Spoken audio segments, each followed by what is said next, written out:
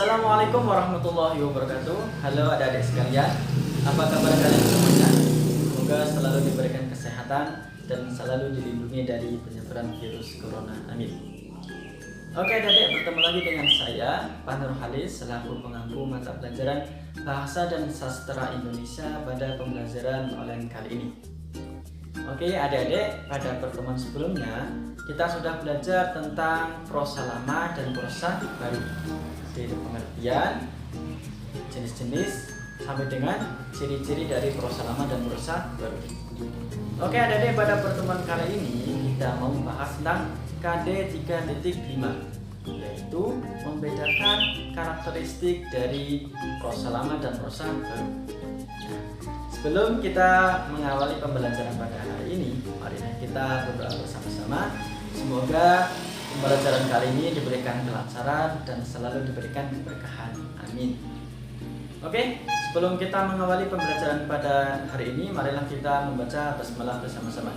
Bismillahirrahmanirrahim.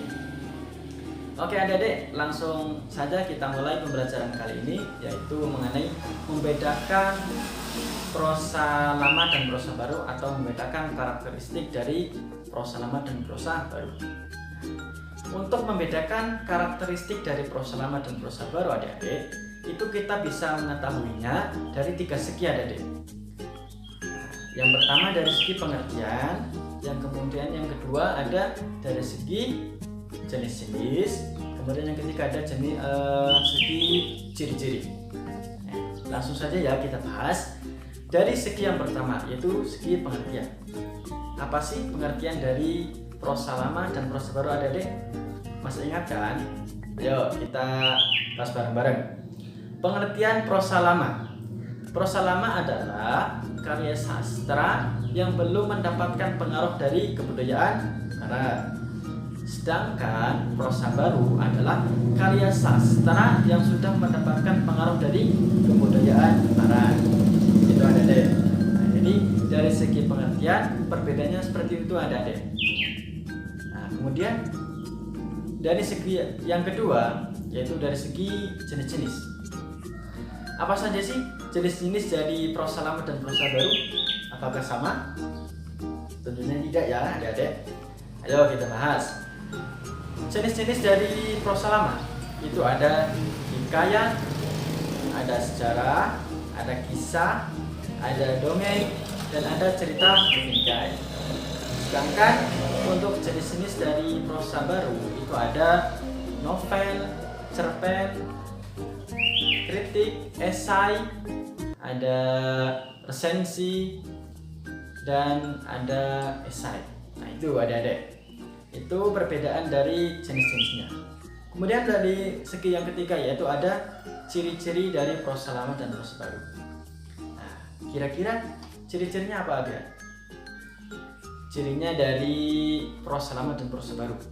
Ayo, yang pertama ciri-ciri dari prosa lama. Jadi yang pertama itu ada statis adik-adik, atau belum terpengaruh dari kebudayaan barat. Kemudian yang kedua ada anonim, atau tidak diketahui pengarangnya. Kemudian yang ketiga ada imajinatif adik-adik. Nah, jadi ciri-ciri dari prosa lama itu imajinatif atau khayalan, fantasi. Kemudian yang keempat itu ada istana sentris. Nah, tokoh, tempat, latar, dan waktunya itu menggambarkan istana sentris atau tentang istana-istana pada zaman dahulu. Kemudian yang kelima itu ada bahasanya masih tradisional dan bersifat klis atau klais. Jadi adik-adik. Kemudian yang keenam itu ada sudah terpengaruh kebudayaan Hindu, Buddha, dan Islam. Itu ada ciri dari prosa lama. Kemudian ciri-ciri dari prosa baru. Itu yang pertama ada tertulis, yang kedua ada tidak anonim, dalam artian sudah ada pengarangnya. Dari novel, cerpen, esai, resensi, dan lain sebagainya itu sudah ada pengarangnya adik-adik. Berbeda dengan prosa lama yang tidak diketahui pengarangnya.